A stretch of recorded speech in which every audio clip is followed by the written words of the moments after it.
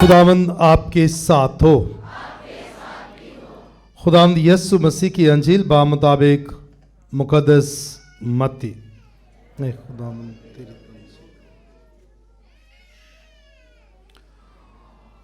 उसके 24वें बाब की 37वीं से 44वीं आयत। उस वक्त यीशु ने अपने शागिर्दों से कहा, जिस तरह नूह के अय्याम में हुआ उसी तरह इब्न इंसान की आमद होगी। क्योंकि जिस तरह तूफान से पहले के अय्याम में लोग खाते पीते और ब्याह करते और ब्याहे जाते थे, उस दिन तक के नूह कश्ती में दाखिल हुआ और बेफिक्र रहे ता वक्त के तूफान आकर सबको बहा ले गया। उसी तरह इब्न इंसान की आमद भी होगी। उस वक्त खेत में दो होंगे, एक ले लिया जाएगा और एक छोड़ दिया जाएगा। दो चक्की पिसती होंगी, एक ले ली जाएगी और एक छोड़ दी जाएगी। बस जागते रहो, क्योंकि तुम नहीं जानते कि तुम्हारा खुदावंद किस दिन आएगा। लेकिन ये तुम जानते हो कि अगर मालिक मकान को मालूम होता कि किस घड़ी चोर आएगा तो अलबत्ता जागता रहता और अपने घर में नकब लगाने न देता। इसलिए तुम भी तैयार रहो, क्योंकि जिस घड़ी तुम गुमान भी ना होगा इब्न इंसान आ जाएगा। अंजील मुकद्दस के वसीला से हम सब की खताएं मुआफ की जाएं। मसीह मेरे अज़ीज़ो, आमद का मौसम जिसके साथ हमने लतूरियाई साल का आगाज़ किया है, एक खूबसूरत मौसम है और इस मौसम में बहुत सारी लतूरियाई तब्दीलियाँ रूनुमा होती हैं और मैं ये हर दफ़ा दोहराता हूँ, क्योंकि ये मौसम साल में एक मर्तबा आना होता है। जैसे रोज़ों का मौसम साल में एक मर्तबा आता है, लेकिन इनका गहरा ताल्लुक है दोनों मौसमों का, क्योंकि ये हमारी लतूरियाई जो साल है उसके सर्कल का, उस साल का के अहम तरीन मौसम है।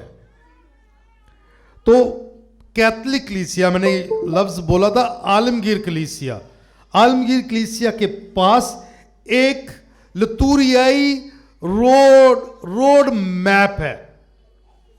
उस मैप के ज़रिए हम जो है सफ़र करते हैं, अपने रूहानी सफ़र को जारी रखते हैं और उसे लतूरियाई साइकिल कहते हैं। इसलिए आज का जो सिंबल है या लामत है वो एडवेंट रीथ है और ये साइकिल की नुमा है, एक पहिए की तरह है, चक्के की तरह है, घूमता है।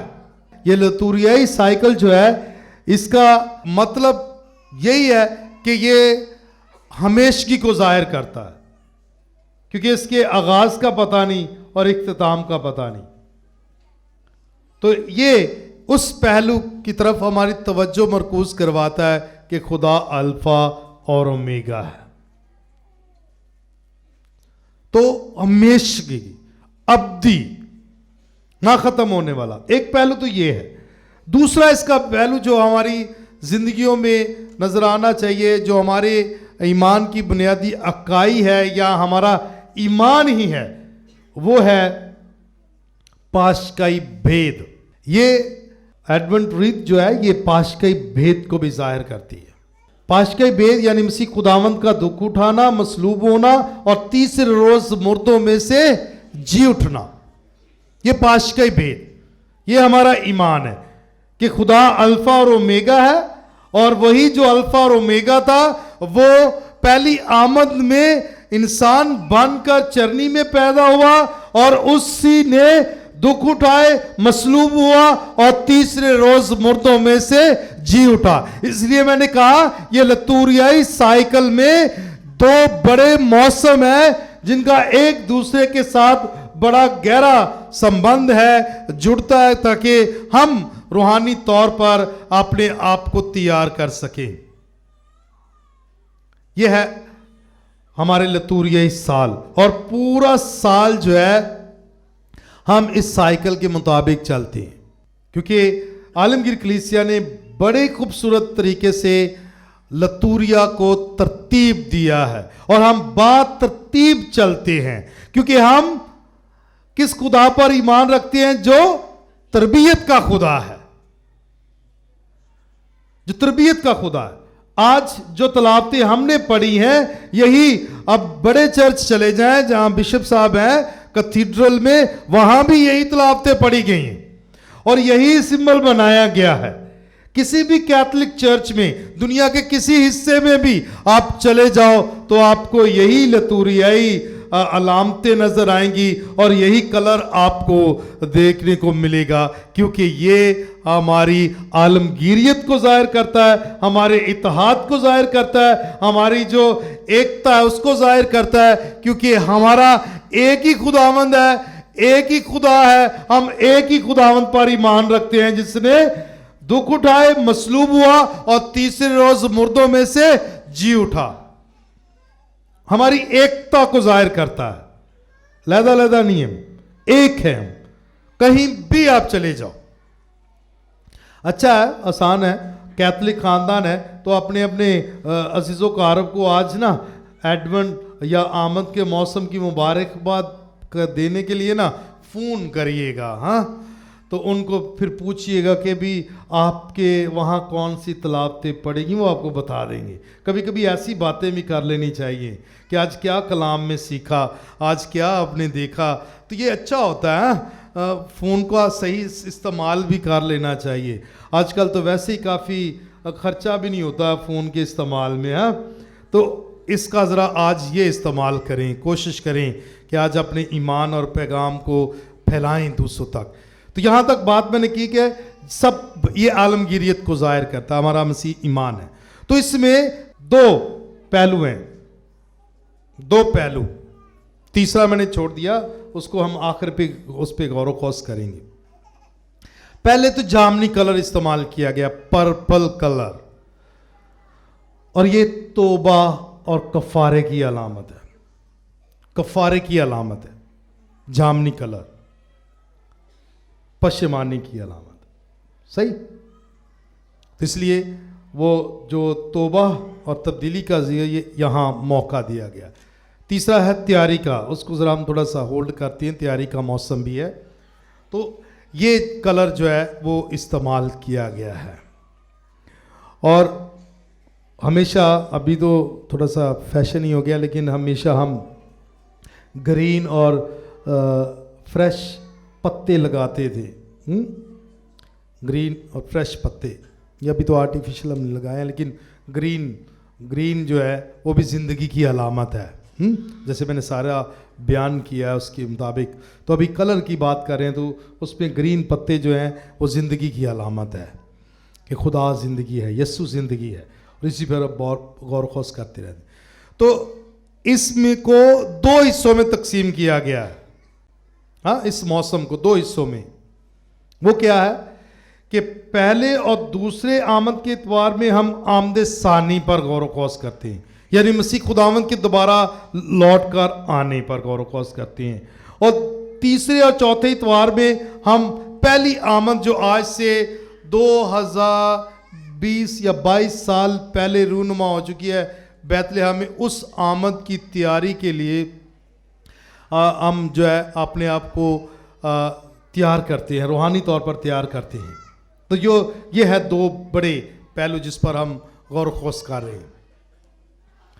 تیسری آمد جو ہے اس پہ ہم سوچیں گے، وہ ہے جو تیسری آمد ہے، اس پر غور کریں گے بعد میں. پہلے یہ دیکھیں کہ اس موسم کو کیوں کلیسیا نے ارینج کیا ہے، کیوں ہم یہ مناتے ہیں یہ موسم. مسیح خداوند کے آسمان پر جانے کے بعد جب رسولوں نے انجیل کا پرچار شروع کیا تو بہت سارے لوگ جو ہیں وہ مسیحیت میں شامل ہونا شروع ہوئے. تو وہ غیر قوموں سے تعلق رکھتے تھے اور ان کی تیاری کے لیے ایک موسم کا اہتمام کیا گیا. وہ موسم تھا روزوں کا موسم. اور روزوں کا موسم 6 سے 7 ہفتوں پر مشتمل ہوتا ہے، 6 سے 7 ہفتوں پر. اور پھر 50 دن کا پاشکئی موسم ہے، وہ علیحدہ، لیکن یہ موسم جو ہے 7 ہفتوں پر مشتمل ہوتا تھا. اور جو لوگ غیر قوموں سے تعلق رکھتے تھے اور وہ مسیحیت میں آنا چاہتے ہیں انہیں متلاشی کہا جاتا تھا. متلاشی وہ جو یسوع کی تلاش کرتا ہے، جو یسوع کو ڈھونڈتا ہے، جو یسوع کو پانا چاہتا ہے، تو انہیں متلاشی کہا جاتا ہے. تو ان متلاشیوں کی تیاری کے لیے اس موسم کا یعنی کہ روزوں کے موسم کا اہتمام کیا گیا. لیکن دوسری اور تیسری صدی میں جب جا کر مسیحیت کو آزادی، سرکاری طور پر آزادی ملی کہ وہ اپنی عبادات اور اپنی منادی جو ہے وہ آزادی کے ساتھ کر سکتے ہیں، تو اس کی وجہ سے بے شمار لوگ جو ہیں وہ مسیحیت میں شامل ہونا شروع ہو جاتے ہیں. گاؤں کے گاؤں، شہروں کے شہر جو ہے وہ مسیحیت میں آتے ہیں. تو رسولوں نے اور اس وقت کے رہنماؤں نے یہ محسوس کیا کہ یہ وقت بہت کم ہے، تو انہوں نے کہا کہ ہم سال میں 2 دفعہ کیا کریں گے. اور پھر اس طرح اس موسم کا بھی آغاز ہوا تیسری صدی میں. دوسری یا تیسری صدی میں اس کا آغاز ہوا اس موسم کا، تاکہ متلاشی جو آتے تھے یسوع کے نام کا بپتسمہ پانے کے لیے، ان کی تیاری جو ہے وہ اچھے طریقے سے. تو ابتدا میں یہ بھی 6 ہفتوں پر مشتمل تھا، یہ موسم بھی 6 ہفتوں پر مشتمل تھا. پھر آہستہ آہستہ اس کو 5 پہ اور ابھی 4 ہفتوں پر مشتمل ہے. اور ان دونوں موسموں کا مقصد کیا تھا؟ وہ متلاشیوں کی تیاری تھی. تیاری کا لفظ میں نے چھوڑا تھا نا، تو اب یہاں آ گیا. متلاشیوں کی تیاری کا جو نا موسم جو تھے، یہ دونوں موسم تھے. روزوں کے موسم میں سارا جو ہے متلاشیوں کی تیاری ہوتی 6 ہفتوں تک، اور پھر شب بیداری کی رات کو جو ہے انہیں بپتسمہ دیا جاتا تھا. اور ایسے ہی اس موسم کا بھی آغاز ہوا. تو آمد کے موسم میں ساری تیاری کی جاتی تھی متلاشیوں کی، اور 24 کی رات کو انہیں جو ہے وہ بپتسمہ دیا جاتا تھا. اور اس لحاظ سے یہ جو ہے متلاشیوں کے لیے جو ہے یہ موسم ارینج کیے گئے تاکہ ان کی تیاری ہو سکے. اب سوال یہ آ سکتا ہے ذہن میں کہ یہ تو ان لوگوں کے لیے جو بپتسمہ پانے کے لیے تیار ہوتے تھے یا دوسرے مذہب سے جن کا تعلق تھا، تو ہم تو پہلے سے ہی بپتسمہ یافتہ ہیں، ہم نے تو پہلے ہی بپتسمہ حاصل کیا ہوا ہے، تو پھر ہم کیوں یہ موسم مناتے ہیں؟ ضرور سوچنا چاہیے، غور و خوض کرنا چاہیے. اس کی ایک ہی وجہ ہے کہ ہم بپتسمہ یافتہ ہیں، لیکن بپتسمہ یافتہ ہونے کے ساتھ ساتھ ہم بہت دفعہ خدا کے ساتھ بے وفائی کرتے ہیں، اس کی نافرمانی کرتے ہیں، اس کی مرضی کے خلاف کام کرتے ہیں. تو جو اس کی نافرمانی کرتے ہیں، جو اس سے بے وفائی کرتے ہیں، جو اس کی مرضی کے خلاف جو کام کیے جاتے ہیں نا، انہیں گناہ کہتے ہیں، خطائیں کہتے ہیں، ایسی ہے نا. تو ان خطاؤں سے، ان گناہوں سے معافی کے لیے یہ موسم ہمیں دیا گیا ہے تاکہ ہم اس کا کفارہ ادا کر سکیں. صحیح. تو پہلے یہی تھا کہ چلو ایک دفعہ سال میں جو ہے وہ اعتراف کا ساکرامنٹ حاصل کیا جائے. اب جو ہے دوسرا موقع دیا. حالانکہ ہر مہینے اگر آپ کو موقع ملتا ہے تو آپ کو جانا چاہیے اعتراف کے ساکرامنٹ کے لیے، روحانی تیاری کے لیے، لیکن خاص طور پر اس موسم میں آپ کو اعتراف کا ساکرامنٹ حاصل کرنا چاہیے. اور اس کا موقع ہم آپ کو دیں گے کہ آپ کے پاس یوکرسی سجدہ کس جمعے کو ہوتا ہے؟ ہاں، دوسرے جمعے. شاباش. دوسرے جمعے کو، مہینے کے دوسرے جمعے کو جو ہے یوکرسی سجدے کی عبادت ہوتی ہے. تو آپ سب سے گزارش ہے کہ جس دن یوکرسی سجدے کی عبادت ہے آپ سب وہاں شامل ہوں، یوکرسی سجدے کی عبادت میں شامل ہوں، اور اسی دوران اعتراف کا ساکرامنٹ بھی آپ کو دیا جائے گا. تو آپ سب سے گزارش ہے کہ آپ اس عبادت میں آئیں اور ساکرامنٹ حاصل کریں. آئیں گے کہ نہیں؟ آواز نہیں آئی. آئیں گے. چلیں، ابھی آپ نے خدا کے ساتھ وعدہ کیا. ہاں، میں تو ایک وسیلہ بناؤں، لیکن اس کے کہ آپ نے اعتراف کا ساکرامنٹ حاصل کرنا ہے. تو ابھی آپ نے میڈیا کے سامنے بھی بتا دیا ہے کہ آپ نے اعتراف کا ساکرامنٹ حاصل کرنا ہے. تو اس دن ہم 2 فادر ہوں گے، آپ ضرور آئیں. 6 بجے ہم شروع کریں گے، اور جیسے اعتراف ختم ہوں گے تو اس کے مطابق پھر برکت کے ساتھ ہم گھروں کو جائیں گے. تو اعتراف کا ساکرامنٹ حاصل کرنا بہت اہم ہے. ابھی تک ہم نے بات چیت کی ہے 2 آمدوں کی. 2 قسم کی آمدیں. پہلی جو میں نے پہلے کہا، جو یسوع کامل خدا ہے وہ کامل انسان بن کر حلیمی اور فروتنی کے ساتھ چرنی میں پیدا ہوتا ہے، وہ پہلی آمد ہے. دوسری آمد جو ہم مکاشفہ کی کتاب میں پڑھتے ہیں کہ وہ دوبارہ پھر جلال کے ساتھ آئے گا اور وہ حساب کرے گا اور اپنے لوگوں کو اپنے ساتھ لے جائے گا. تو یہ ہے دوسری آمد. ابھی تیسری آمد کون سی ہے؟ تیسری آمد جو موجودہ ہوتی ہے، کیا میں اور آپ اس کے لیے تیار ہیں؟ تو تیسری آمد جو ہے وہ ساکرامنٹس کے ذریعے سے ہوتی ہے. یسوع کی آمد ساکرامنٹ کے ذریعے سے یسوع ہم تک پہنچتا ہے. پاک کلام کے ذریعے سے وہ ہم سے مخاطب ہوتا ہے، اور سب سے بڑھ کر یوکرست کے ساکرامنٹ میں وہ پاک التار پر اترتا ہے. تو وہ آتا ہے، وہ اس کی آمد ہوتی ہے پاک التار پر. اس کی آمد ہوتی ہے آپ اور میرے ذریعے ایک دوسرے کی زندگی میں. اس کی آمد ہوتی ہے یتیم اور غریب اور بھوکے اور بیگار لوگ جو ہیں جن کا کوئی بھی نہیں ہے، ان کی صورت میں یسوع کی آمد ہماری زندگیوں میں ہوتی ہے. تو کیا آپ اور میں اس آمد کے لیے تیار ہوتے ہیں؟ کیا ہم اسے پہچان سکتے ہیں؟ کیا آپ موجودہ دور میں اب اس کے لیے تیار ہیں؟ اس کو حاصل کرنے کے لیے تیار ہیں؟ اس کو گلے لگانے کے لیے تیار ہیں؟ اس کو خوش آمدید کہنے کے لیے تیار ہیں؟ یہ ہے تیسری آمد جو ہر لمحہ ہماری زندگیوں میں یسوع کی ہوتی ہے، لیکن ہم اسے پہچان نہیں پاتے، اسے قبول نہیں کر پاتے، اور اسے شادمانی کے ساتھ گلے نہیں لگا پاتے. یہ ہماری لاپرواہی اور گناہ بری زندگی کا جیتا جاگتا ثبوت ہے.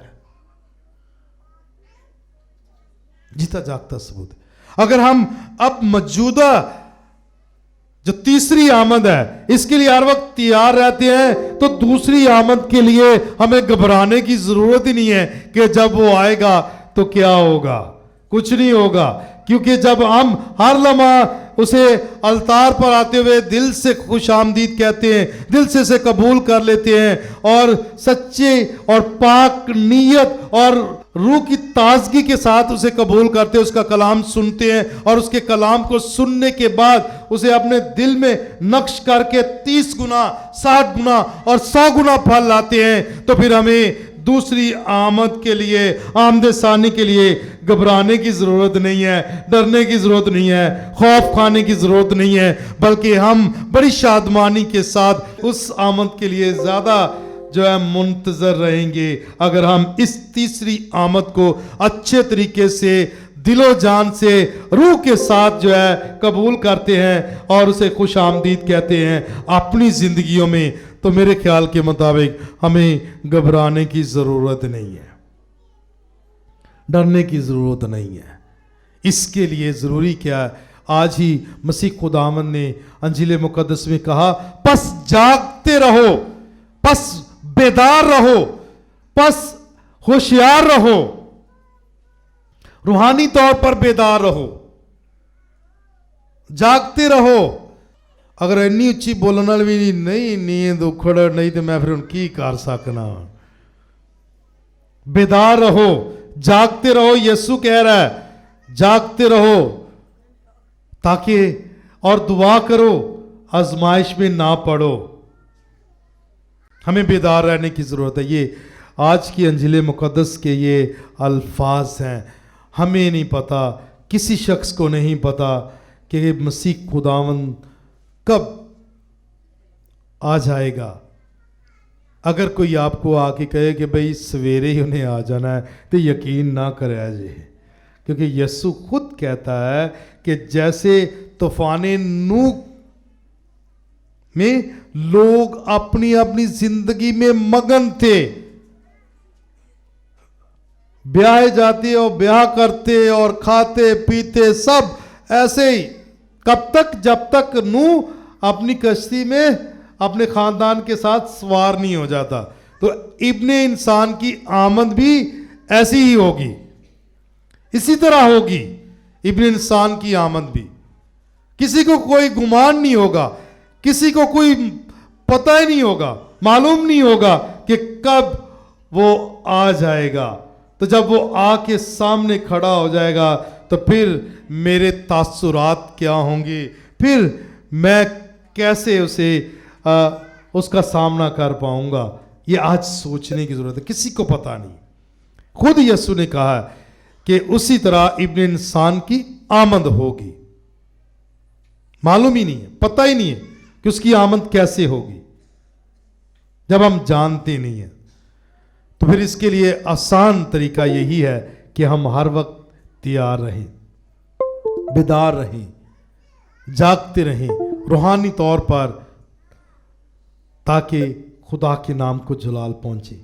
यही इस मौसम का पैगाम है आपके लिए और मेरे लिए कि हम अपने आप को रूहानी तौर पर तैयार करें उसकी आमद के लिए। और ख़ास तौर पर तीसरी आमद जिस पे मैं ज़ोर दे रहा हूँ, इसके लिए हमें हर लम्हा तैयार रहना चाहिए, क्योंकि वो हमारी ज़िंदगियों में आता ही रहता है किसी न किसी वसीले से, किसी न किसी सूरत में, किसी न किसी शख्स की तालीमात और पैगाम के ज़रिए से भी यीशु हम तक पहुँचता है। आए उसकी आवाज़ को सुने, पहचाने और उस पर अमल पैरा होते हुए 30 गुना 60 गुना और 100 गुना फल लाएं।